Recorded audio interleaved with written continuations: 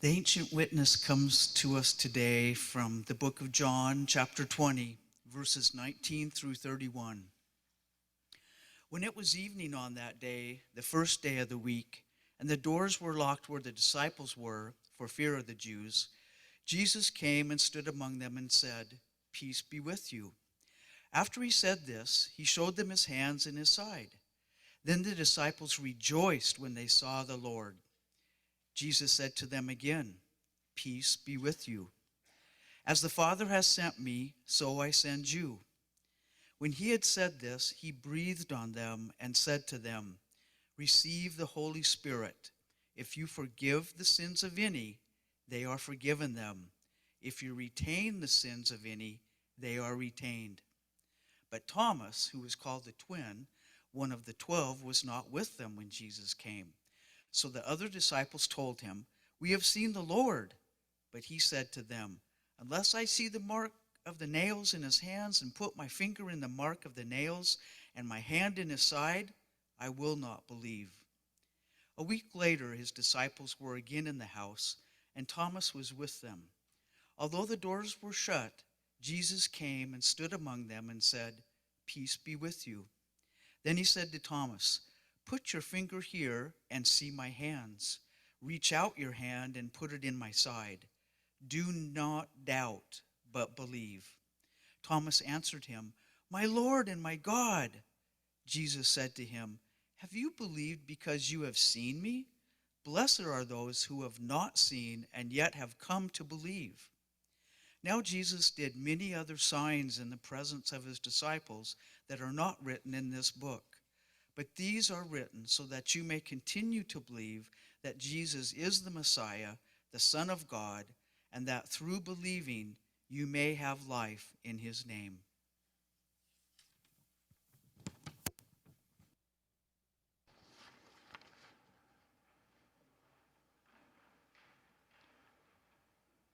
So it was a while ago that I was asked to speak at a church, and some churches have those opportunities for the kids to come forward and you do a little talk with them.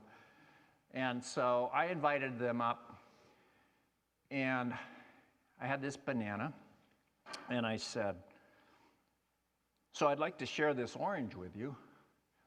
And of course, they all know I'm messing with them a little. And I had the people in the congregation affirm that this was an orange. And so then I'm really messing with them. Of course, I said, "Well, how do you know this is a banana?" And, well, I said, God gave you the gift of eyes. You can see that it's a banana. You see its shape and its color. God gave you the gift of touch. You can feel it. It feels like a banana, not an orange. God gave you the gift of hearing. Hearing's not going to apply here. But touch, taste. If you taste it, you will know it's a banana, not an orange. So use all your senses to understand and believe what you are seeing. You can trust yourself. It's essentially what I was trying to get across to them. Don't be, even if the whole congregation, even if the whole world is telling you this banana is an orange,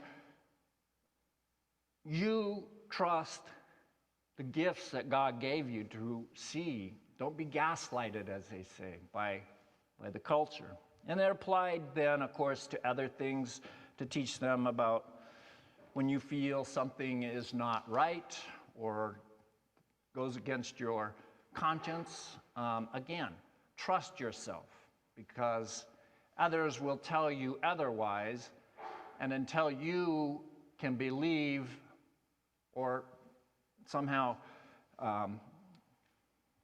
feel like they've accurately corrected you, go with what God is showing you and teaching you.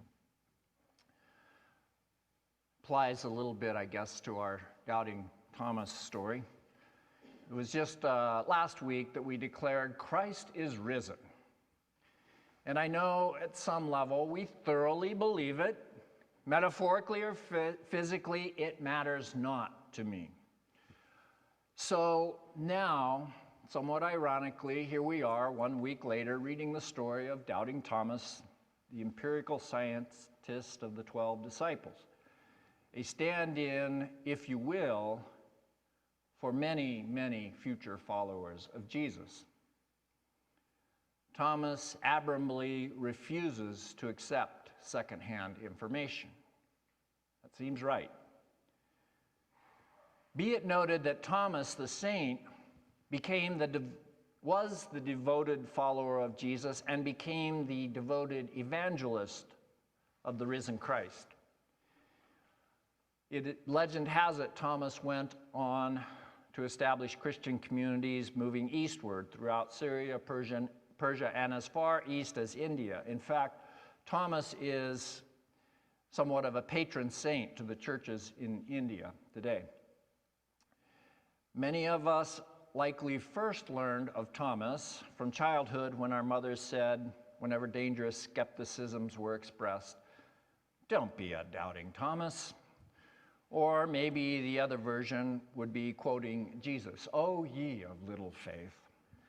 Either way, the message was that doubt or skepticism was not welcome.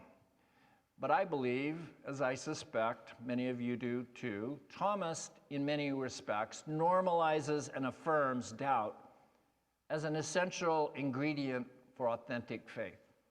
Jesus doesn't stop loving Thomas because he was reasonable.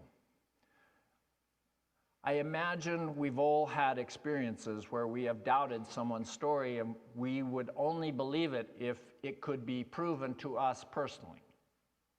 I have one story. This story goes back to when I was attending college at Whitworth. It was Whitworth College then, decades ago. It was a Saturday night, and my friends and I were going to go downtown. Just because we needed to get off campus, we wanted to maybe get something to eat. I don't remember, but I had my car, a small 1974 Honda Civic, back when the slogan was "We make them simple," and very small. Before leaving the campus, I told my friends I first had to drop by the Student Union building to pick up my mail. They waited in my car, engine running, while I went inside. I got my mail, went out, and for whatever reason, I went back out through the front door and came around the building, and I'd parked in the back. And my friends were still in the car, but they told me that while I was gone, they had driven the car into the building, did a loop around the main lobby, and then driven back out. I couldn't believe it because I had left through a different door. As they were coming in, I was going out, and so I missed this unbelievable stunt. So I told them I didn't believe them, and they promptly said, "Well, we'll prove it." So they opened the double-wide doors, drove past the dining area into the lobby, circled around once, and went back out the same way, and I was a doubting Thomas no more. That's my doubting Thomas story. While believing or not believing a college prank is one thing, believing that Jesus, one's beloved teacher and friend whom one had just witnessed crucified, but then is told, no, in fact, Jesus is alive, well, that takes the challenge of believing through hearsay to a whole new level. It seems to me that the writer of John's Gospel is telling this story of doubting Thomas because, just like us today, Jesus' followers, after Jesus no longer being present physically on the earth, have always had their doubts. We naturally wonder, we question, we ask how, we ask why. And this is both very human and a most God-blessed quality for authentic faith. Though I wouldn't call myself an agnostic, I have a great deal of respect for those people who do so self-identify, because it tells me they are honest, they are open, and they both value thoughtfulness, yet are humble enough to say, I don't know. There's a little bit of that, I think, in all of us. So maybe I am a bit of an agnostic. As children, we were raised in faith, or if we were raised in faith, we learned biblical stories we just naturally accepted as literal truth. We were taught that a snake talked to Eve, that Moses parted the Red Sea, that Jesus walked on water, and this same Jesus rose from the dead. Then we get older, we likely begin to question, and with questioning comes doubt. We begin to wonder. We ask, did this really happen? And so I want to relate a story that you may have heard before, but it's a good illustration regarding the answers, the pat answers we think we're supposed to give versus what our mind is telling us.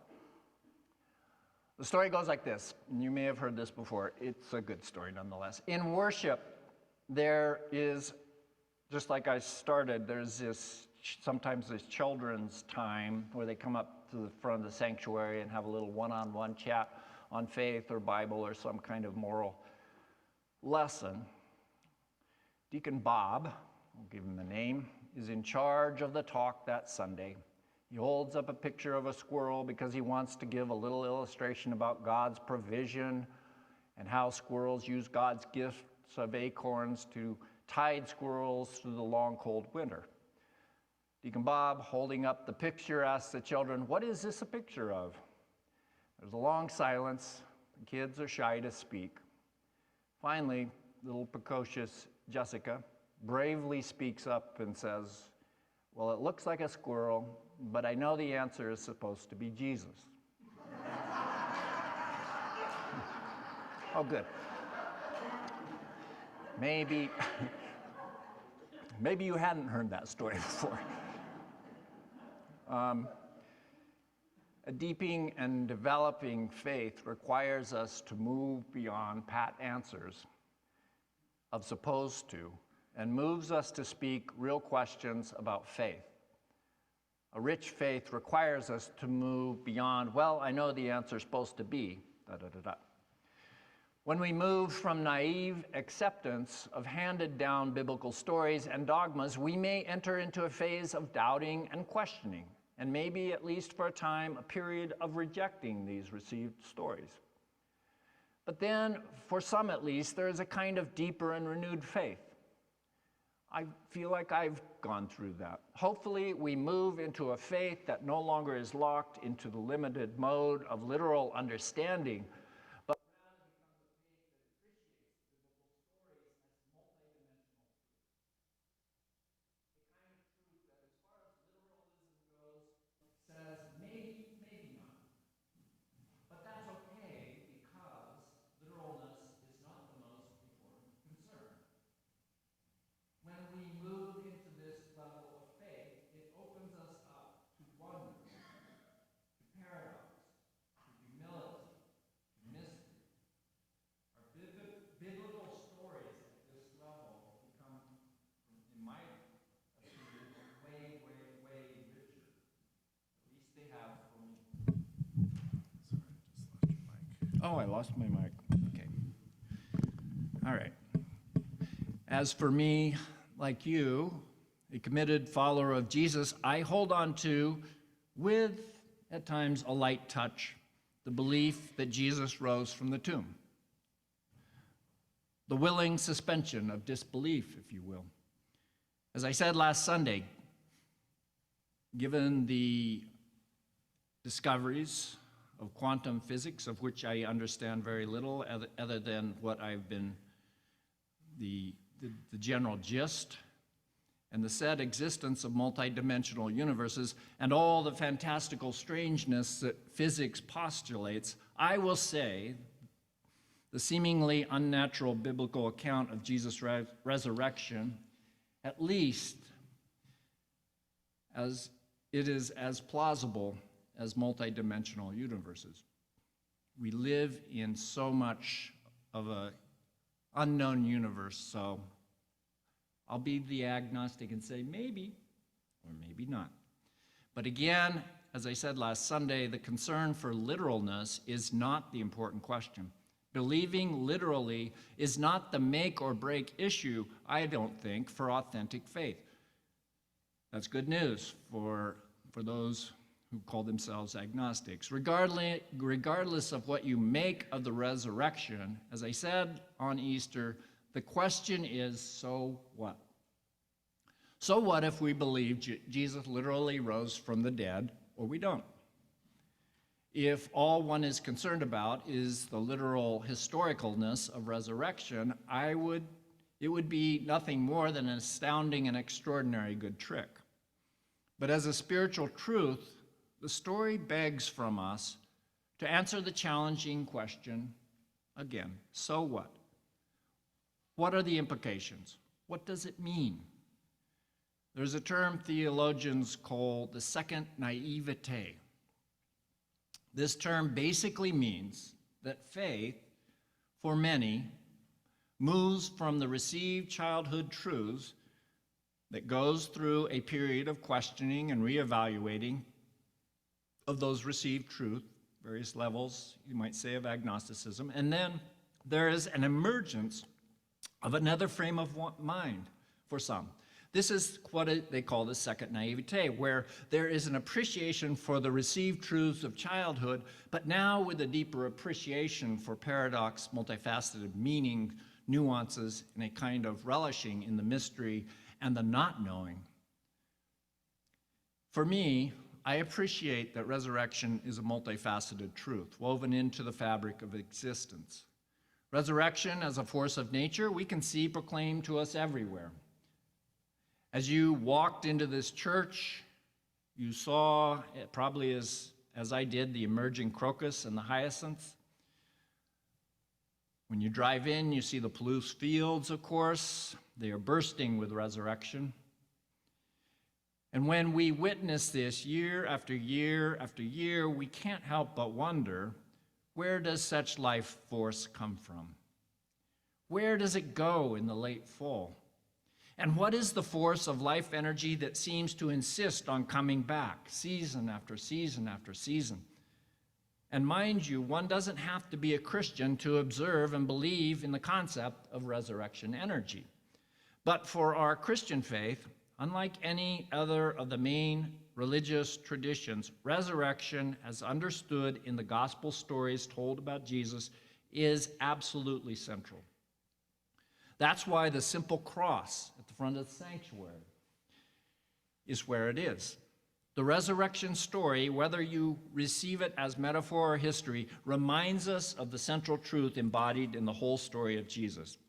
Human sin, human cruelty, human fragility, human despair, and hopelessness, these conditions do not get the last word. Death is not the last word for the harvested fields of the Palouse, and death is not the last word for us as members of the human family. Regardless of how random and seemingly absurd life's tragedies seem to be. Literal or otherwise, everlasting life is the significance of Jesus' resurrection. And yes, while death is a part of the equation of life on this planet, as demonstrated in the Passion crucifixion narrative, it is not, again, the final word. So in light of resurrection, we are called, I believe, to make this life count. We can engage in life with courage because the resurrection reminds us we do not have to be afraid. Resurrection is ours.